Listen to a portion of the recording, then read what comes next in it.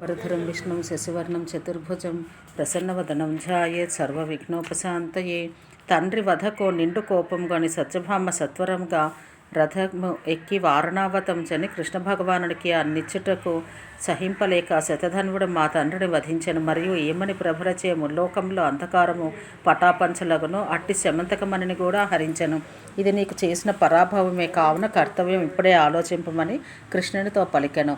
ఆ సత్యభామ చేయిట్లు పలుకబడి శ్రీకృష్ణుడు సంతుష్టమైన మనసు గలవాడైనను సత్యభామతో క్రోధం ఎర్రనైన నేత్రములు కలవాడై ఇట్లనెను. సత్యం, ఇది నేను చేసిన అవమానమే. ఆ దురాత్మని ఈ పనిని నేను సహింపను. శత్రువృక్షమును తిరస్కరించిన దాన్ని ఆశ్రయించి ఉన్న పక్షులను ఎవరూ చంపరు. నా ముందు శోకప్రేరితమై వచ్చిన నీ వాక్య సముదాయం చాలునని పలికి ద్వారకకు వచ్చి ఏకాంతమునందు బలదేవునితో వాసుదేవుడు ఇట్లు పలికెను. వేటకై చనిన ప్రసేనుని అడవిలో సింహం చంపెను. సత్రాజిత్తు కూడా శతధన్వునిచే ఇప్పుడు చంపబడను. ఆ ఇద్దరు పోవటం వలన ఆ శమంతకమని మనకు ఉమ్మడి సొత్తుగా కలదు. అందువల్ల నీవిప్పుడు లేలేము, రథమెక్కము, శతధన్వుని చంప ప్రయత్నం చేయము అని విని బలరామమూర్తి అట్లే అని అంగీకరించెను. కృష్ణ బలరాములు అందుకు పూనుకొనిరని తెలిసి శతధన్వుడు కృతవర్మ దరికేగి తన సహాయ నిమిత్తం ప్రేరేచెను.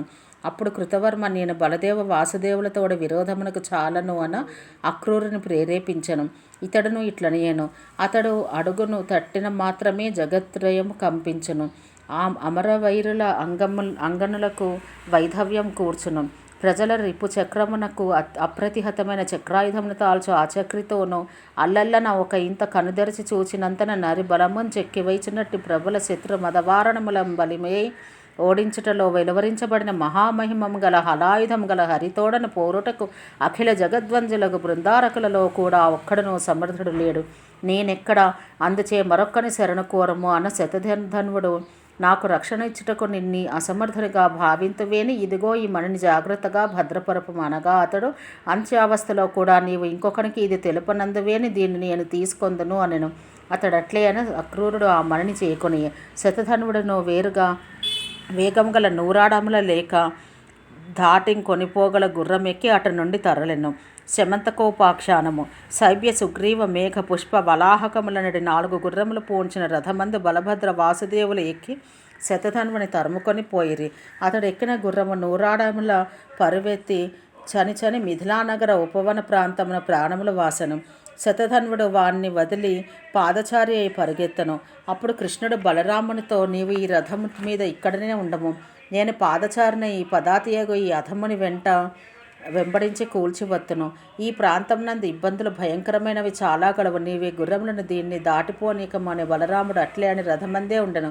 కృష్ణుడు 2 క్రోశం దూరం వెంబడించి దూరమందు ఉండగానే శతధన్వునిపై చక్రమును ప్రయోగించి వాని శిరస్సును ఖండించెను. వాని ఒడలిపై ఉన్న వస్త్రములందు ఎంత వెతికిననో ఆ శమంతకమణ్ణి పొందలేకపోయెను.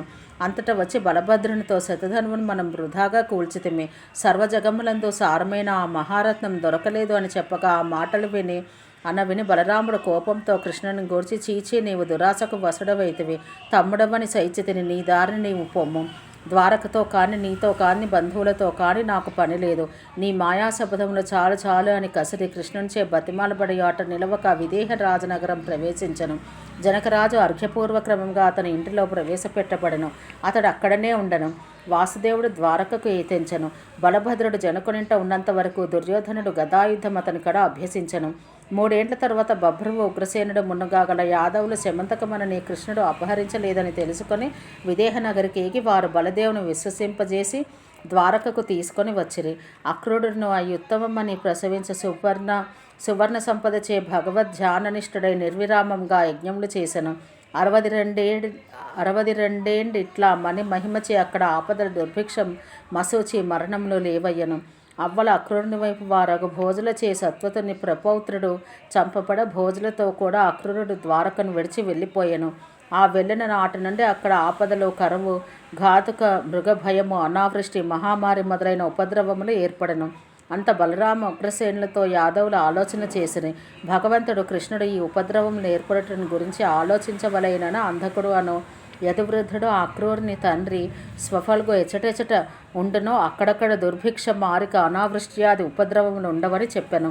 కాశీరాజు రాజ్య మందనావృష్టి ఏర్పడ రాజ్యమందు అనావృష్టి ఏర్పడ స్వఫల్గుడటకు కొంపోడినంత ఆ క్షణమే పర్జన్యుడు వర్షించెను.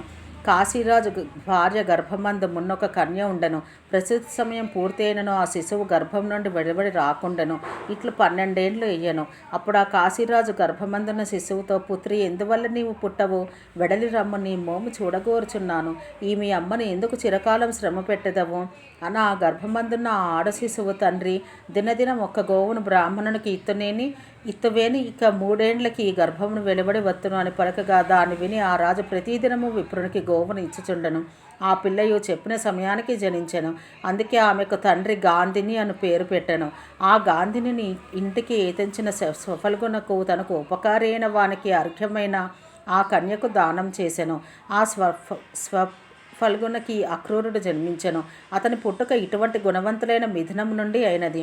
ఈతడిట తలగి వెళ్ళినచో దుర్భిక్షమారికాది ఉపద్రవములు ఎందుకు కలగవు? అందువల్ల ఈతన్ని ఇక్కడికి కొనిరండు. అతి గుణవంతునేడ తప్పులు వెతుకుట ఇక చాలునని యదువృద్ధుడు అంధకుడు చెప్పగా విని కేశవోగ్రసేన బలరామాదులతో యాదవులు చేసిన తప్పు సైరించి అభయమిచ్చి స్వఫల్గు కుమారుడు అక్రూరుని పురమునకు రప్పించెను. అక్కడ అతడు వచ్చినంతనే ఆ శమంతకమణి ప్రభావంచే అనావృష్ట్యాది సర్వోపద్రవములను ఉపశమించినవి. ఓం సహనాభవతు సహనౌ భునత్తు సహ వీర్యం కరవావహై తేజస్వినావధీతమస్తు మా విద్విషావహై. ఓం శాంతి శాంతి శాంతి.